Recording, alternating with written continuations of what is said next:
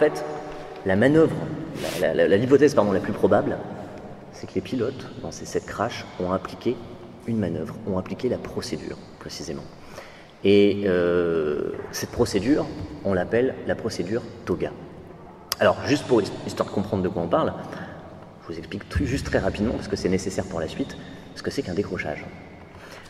Un décrochage, c'est un moment où les ailes de l'avion ne portent plus. C'est-à-dire l'avion, littéralement, tombe. La cause, c'est que l'appareil est souvent trop cabré, ou alors qu'il ne va pas assez vite. Du coup, l'aspiration de l'air sur le dessus des ailes, elle devient tout simplement insuffisante. Alors il y a une solution, qui d'ailleurs, le pilote n'a même pas besoin de se questionner, mais il y a une solution qu'on apprend très vite quand l'avion est en décrochage, qui est toute simple.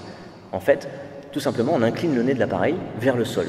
On parle de l'assiette à piquer, ou on parle de réduire l'angle d'attaque. Mais vous voyez l'avion, alors c'est peut-être pas hyper visible, mais en fait là l'avion a légèrement le nez penché pour reprendre l'aspiration et sortir du décrochage.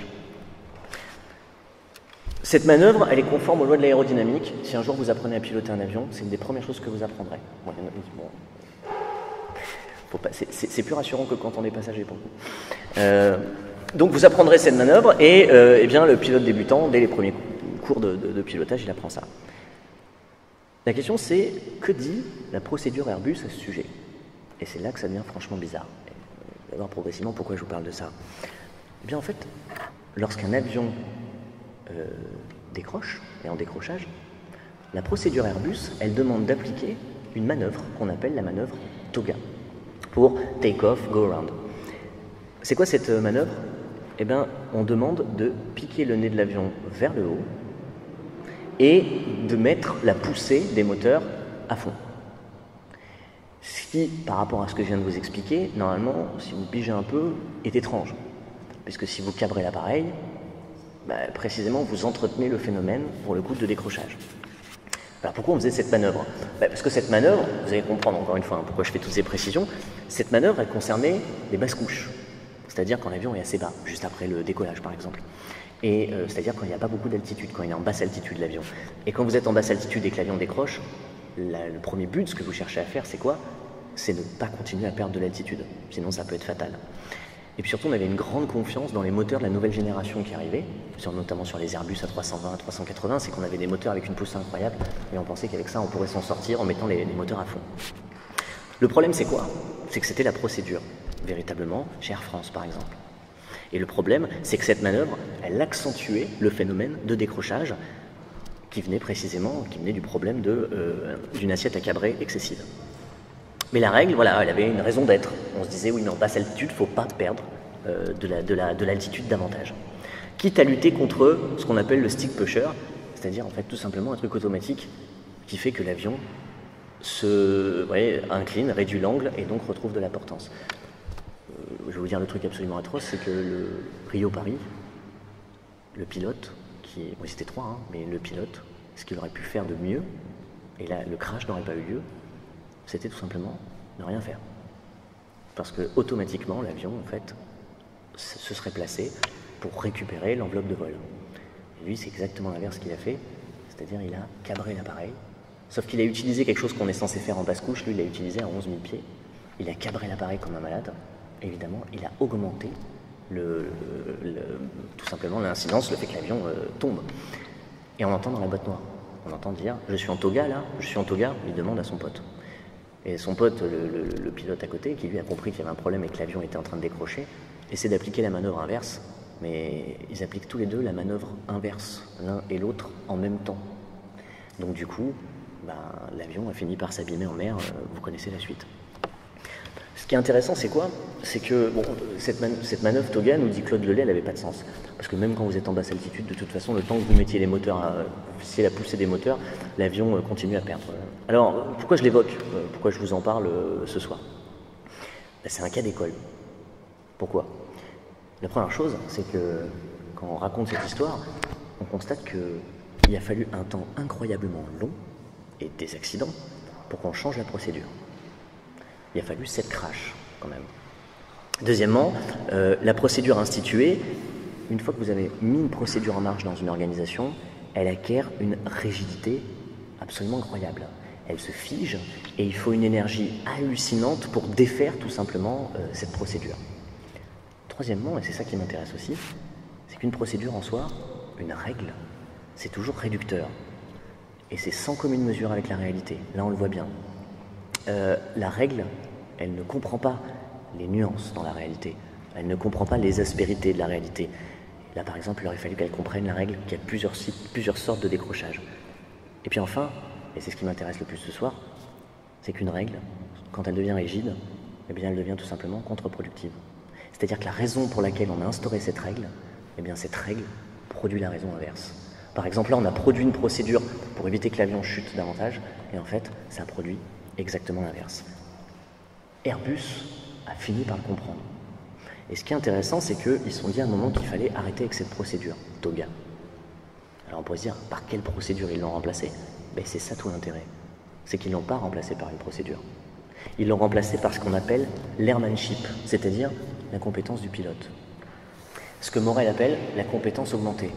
Il a dit, les règles étouffent la compétence, les procédures étouffent la compétence, il faut revenir à la compétence, et plus précisément à la compétence augmentée. Qu'est-ce qu'on a fait? Eh bien, tout simplement, on a formé davantage les pilotes. On les a entraînés en situation dégradée, on a développé leur jugement. Et également, on a inventé dans les organisations tout un tas de processus de concertation collective. Les pilotes, par exemple, qui décollent sur un bord de littoral, vous savez, il y a souvent des oiseaux sur les bords du littoral, on connaît l'histoire de celui qui a atterri sur l'Hudson River. Et bien justement, quand l'avion a décollé proche du littoral, eh bien, on fait un briefing et un débriefing avec les deux pilotes entre eux. C'est-à-dire qu'ils discutent de ce qu'ils vont faire, ils discutent de ce à quoi ils doivent s'attendre. Et d'ailleurs, pour le Rio-Paris, un des gros soucis, c'est que les pilotes en fonction et les copilotes n'ont absolument pas parlé de ce qu'ils s'attendaient à voir. Il y avait un orage qui se préparait, etc. La compétence augmentée, en fait, c'est quelque chose qui est très présent aujourd'hui et qui fait appel, si on veut la mettre au centre de l'organisation, il faut la comprendre comme elle fait appel, en fait, à votre transversalité naturelle. Le fait que vous avez probablement beaucoup plus de compétences que vous l'imaginez. Je vous parlais tout à l'heure de Sullenberger, vous savez, celui qui a posé l'avion, la 320 sur l'Hudson River. Je vous laisse écouter les dialogues qu'il a eu avec la tour de contrôle, quand la tour de contrôle a compris ce qu'il comptait faire. L'aiguilleur ne le disait non mais c'est pas possible, j'ai du mal à comprendre, il y a un souci. Donc il a posé cet avion sur l'Hudson River et on lui a demandé mais pourquoi lui, ce pilote, il était capable de le faire, parce qu'il y a juste 3 avions dans l'histoire de l'aviation commerciale qui ont réussi à faire un truc pareil. Et on lui a demandé mais pourquoi il avait réussi à faire ça. Et on a longtemps pensé que c'est parce qu'il faisait du planeur, et donc il avait une expérience de pilote de planeur. En fait pas du tout, il raconte la chose suivante, il dit c'est simple, c'est ma compétence. Et cette compétence, je l'ai eue notamment dans l'Air Force, quand j'étais pilote de chasse. Et j'avais remarqué quelque chose quand j'étais pilote de chasse, c'est que parfois, un pilote, quand il a un problème dans un avion, s'il pense que le problème vient de lui, il y a 2 fois plus de chances qu'il meure. Parce qu'il perd du temps à s'éjecter, parce qu'il culpabilise, et il a peur de perdre la machine par son erreur. Alors que ceux qui savent que c'est un problème mécanique, ils y sont pour rien, s'éjectent rapidement et ne s'inquiètent pas. Et ben c'est précisément ce que s'est dit Sullenberger, il s'est dit, je m'en fiche de perdre l'avion.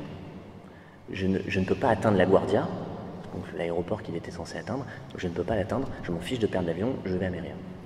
Bon, il a bien réussi son coup. Je quitte l'aviation pour revenir dans l'EHPAD, pour le coup, et pour revenir vers le milieu médical. Vous allez voir le rapport, enfin j'espère, parce que moi je le vois, alors j'espère que vous le voyez un petit peu. L'idée c'est que la procédure, l'idée de m'attirer de tout ça, c'est que les procédures, elles ne remplacent pas la compétence, et que les procédures, elles étouffent la compétence. Et ça, on le constate dans les organisations. Pourquoi? Parce qu'aujourd'hui, parler de procédure, ça nous parle à tous, parce qu'il y a une inflation normative. On a de plus en plus de normes, on a de plus en plus de règles, même si ça inhibe l'action, et même si ça nous fait perdre, au fond, le sens de ce qu'on fait ou de ce qu'on est censé faire. Il y a un article qui est un collectif, un grand collectif que je vous conseille, vous pouvez aller jeter un coup d'œil. Ça s'appelle Innover pour un établissement d'hébergement des personnes âgées dépendantes, donc les EHPAD du futur, les propositions des personnels des Alpes-Maritimes. Donc c'est sorti dans Santé publique et les auteurs ils font état d'une grande réflexion qu'ils ont menée sur la vieillesse, sur les EHPAD de 2007 à 2010. Ça a été rattaché avec le CHU de Nice et le PSP, c'est-à-dire l'espace partagé de santé publique. Et ils ont essayé de faire des grandes recommandations pour ce qu'ils pensaient être les grands EHPAD, les grands établissements de demain. Et il y a pour le coup, il y a 2 recommandations qui ont attiré mon attention. Et c'est ces recommandations qui vont faire que je vais vous parler des crêpes. Ces deux recommandations, c'est quoi? La première recommandation, donc c'est la 5, si jamais vous lisez l'article, voilà ce que dit la recommandation 5, considérer que le principe d'habitation prime sur le principe du risque zéro. Ça, je vais y revenir. Recommandation 6, considérer que le niveau de risque acceptable doit être discuté et négocié collectivement entre résidents, le personnel et la direction de l'établissement. Alors pourquoi je retiens ces recommandations? Parce que s'il y a bien un endroit qui supporte depuis de nombreuses années l'inflation normative, l'explosion des normes, des règles, des procédures, ce sont les crèches et les EHPAD. C'est devenu tellement aberrant en soi qu'au nom des normes, on a fermé des établissements qui étaient des lieux absolument extraordinaires pour les résidents. Et même, surtout, on renonce à en ouvrir de nouveau quand on voit l'avalanche de normes qu'il y a autour de l'exercice. Alors, les règles, ce qui est bien avec les règles, une expression que j'adore à propos des règles, c'est que c'est un doudou normatif. Ça nous rassure. Ça nous donne une impression de sécurité. L'expression n'est pas de moi, un doudou normatif. Et puis surtout, ce qui est très pratique avec les règles, c'est que ça permet la compliance. C'est-à-dire ça permet l'évaluation, les certifications. Et on ne parle que de ça aujourd'hui. Faire des évaluations à 360 degrés, faire des systèmes, des indicateurs, etc., etc. Il y a une grande inquiétude aujourd'hui qui est née autour de l'explosion normative dans les EHPAD, les crèches, etc. Mais je pense dans l'hôpital en général, il y a une grande inquiétude. Mais alors pourquoi il y a une grande inquiétude? J'en ai déjà dit deux mots dans d'autres colloques, mais tout simplement parce que quand il y a des règles, quand il y a trop de règles, les acteurs passent en mode motivation extrinsèque. C'est-à-dire, ils ne se concentrent plus du tout sur le sens de ce qu'ils font. Non, ils agissent pour et en fonction des règles. Ils se couvrent. Ou alors, ils essaient de passer sous le radar, à l'insu, parfois, des cadres, à l'insu, parfois, de l'équipe de direction. Il n'y a plus de motivation intrinsèque quand il y a trop de règles. C'est-à-dire, les règles, quand on se concentre dessus, on finit par perdre le sens véritable, l'aspiration profonde de ce qu'on fait. Et je crois qu'il y a un exemple qui l'illustre parfaitement, c'est une histoire de crêpes, pour le coup. Plus précisément, alors je vous conseillerais d'aller regarder l'article quand vous aurez le temps, il est encore en ligne, mais il est édifiant, lui. J'aurais parlé de l'utilisation des œufs frais en coquille. On sait qu'il y a de nombreuses obligations élémentaires concernant l'emploi des œufs en coquille dans les EHPAD. Au point que ça effraie suffisamment les responsables d'EHPAD, et on les comprend, pour tout simplement abandonner. C'est-à-dire on ne prend aucun risque, qu'il soit administratif ou pénal, et on élimine les œufs en coquille des cuisines. On met ainsi un terme aux soirées crêpes qu'aimaient tellement les résidents. Et Arnaud Daguin, qui est un chef cuisinier qui écrit une page dans Libération régulièrement, en 2013, il a écrit un article qui s'appelle « Un dernier œuf à la coque ». C'est l'histoire d'une résidente qui s'appelle Thérèse, et elle va mourir. Elle a un court instant de mieux avant d'embarquer pour le grand voyage, comme ça arrive souvent. Et durant cet instant de mieux, elle se permet de demander quelque chose. C'est la première fois qu'elle le fait, et c'est sa dernière volonté avant de partir. Qu'est-ce qu'elle veut? Un œuf. Un œuf à la coque, avec des mouillettes et un peu de sel. C'est pas grand-chose, mais elle l'aura pas. Elle mourra le lendemain sans avoir eu son œuf à la coque, ses mouillettes et son sel. Et Arnaud Daguin dit la chose suivante: non, Thérèse. Il ne vous avait pas oublié, le Philippe, c'est le directeur de l'EHPAD. Il a même passé la journée à tenter de convaincre le chef cuistot, puis la caléticienne de la maison, puis ses associés, de faire rentrer un œuf frais dans une maison de soins. Mais il n'y est pas arrivé. Dans ce genre d'endroit, l'œuf est en tétrabrique, surtout pas en coquille. C'est meilleur pour la sécurité alimentaire des mourants. On voit ici typiquement la perte de sens, profond. C'est un exemple évidemment fort, mais l'inflation normative, elle réduit nos potentiels d'action, elle réduit nos compétences, celles des soignants, celles des patients. Et quand on parle de compétences, de quoi on parle? On parle simplement de la capacité de mettre des ressources, des connaissances au service d'une raison d'être. Jos de Bloch, dont je vous parlais tout à l'heure chez Buurtzorg, la raison d'être de son organisation, qu'il a mis au centre de tout, c'est que les patients doivent mener une vie riche et autonome. Il écrit des livres là-dessus, parce qu'il n'a pas gardé le modèle Buurtzorg pour lui. Il a écrit des bouquins où il détaille tout son modèle, et il le donne, et il va même conseiller ses concurrents gratuitement.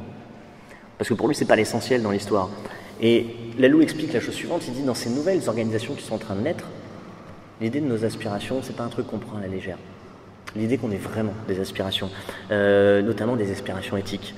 C'est-à-dire qu'on se donne un temps concret, institutionnellement reconnu, pour que les acteurs puissent échanger entre eux, pourquoi on fait ce qu'on fait, pourquoi on se réunit, etc. Alors il ne s'agit pas de philosopher pendant 2 heures entre infirmiers avec des trémolos dans la voix sur les grandes valeurs organisationnelles. Non, il s'agit de prendre des initiatives, pour le coup, et de faire exister ces idées.